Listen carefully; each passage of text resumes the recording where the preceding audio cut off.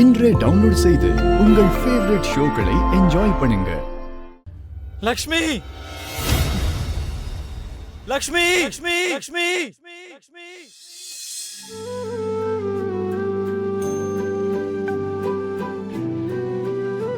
சாமி, உன்னோட இந்த நன்றியை நான் எப்படி தீர்க்க போறேன்னே தெரியல. இப்ப மட்டும் தாத்தா இருந்திருந்தாருன்னா ரொம்ப சந்தோஷப்பட்டிருப்பாரு.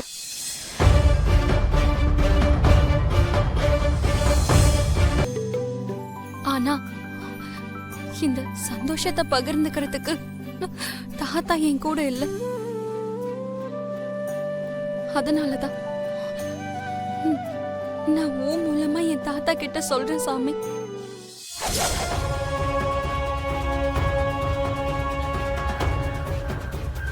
தாத்தா எங்க இருந்தாலும் அவர்கிட்ட சொல்லுங்க, இங்க நான் அவர் ஆசைப்பட்ட மாதிரியே சந்தோஷமான வாழ்க்கைய நான் வாழ்ந்துட்டு இருக்கேன்னு.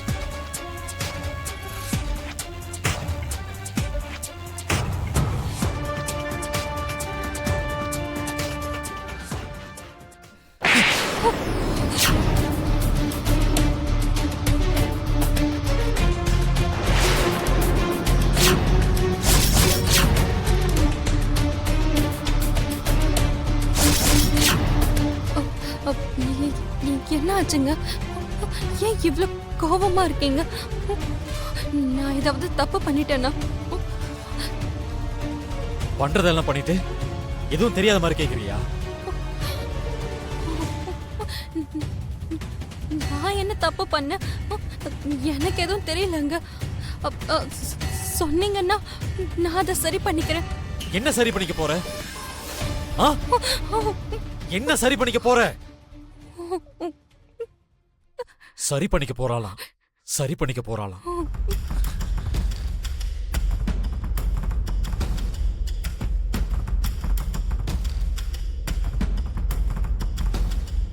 இப்படி எதுவும் தெரியாத இடத்துல நேரங்கட்ட நேரத்துல சொல்லாம கொள்ளாம வந்தா என்னன்னு சொல்றது?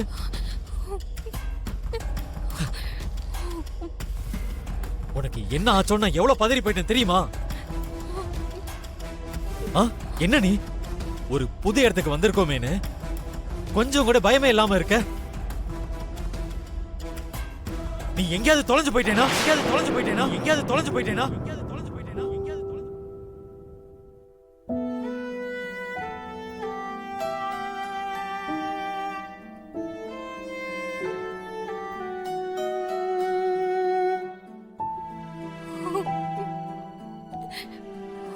நேத்து பிரச்சனை பண்ணவங்க யாராவது உன்னை தூக்கிட்டு போயிருந்தா என்ன ஆயிருக்கும்?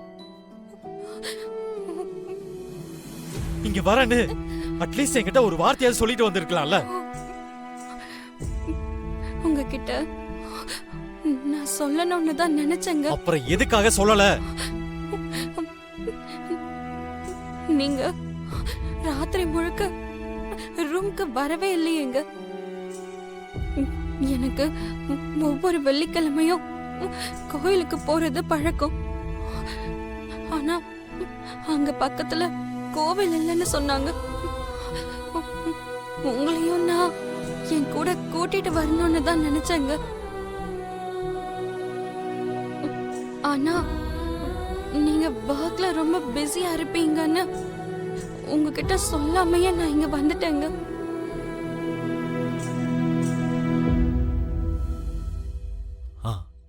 லக்ஷ்மி,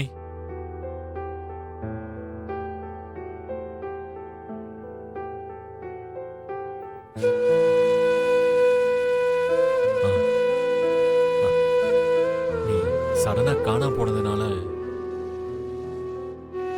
உனக்கு என்ன ஆச்சோங்கிற பதட்டத்துல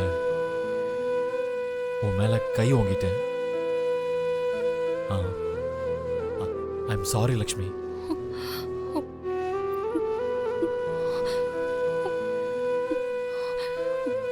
நீங்க என்ன கோபத்துல அடிச்சாலும் அது நீங்க என் மேல வச்சிருக்க பாசம்னு என்னால புரிஞ்சுக்க முடியுதுங்க.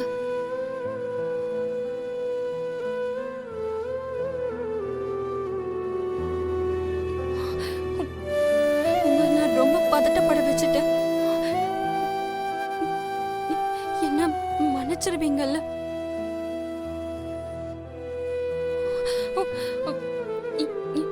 இனி எப்பவும் உங்ககிட்ட சொல்லாம வெளியில போக மாட்டேன். இந்த ஒரே ஒரு வாட்டி என்ன மன்னிச்சிருங்க.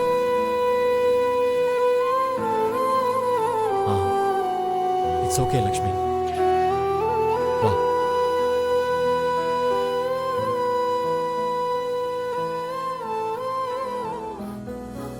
Good morning sir. Good morning. நீங்க கேட்ட கொடைக்கானல் லேக் டீடைல்ஸ் அப்புறம் வியூ பிக் சார். நைஸ். இங்க இருந்து எவ்வளவு தூரம் இருக்கும்? 4 kilometre sir. Okay, vehicle arrange பண்ணுங்க.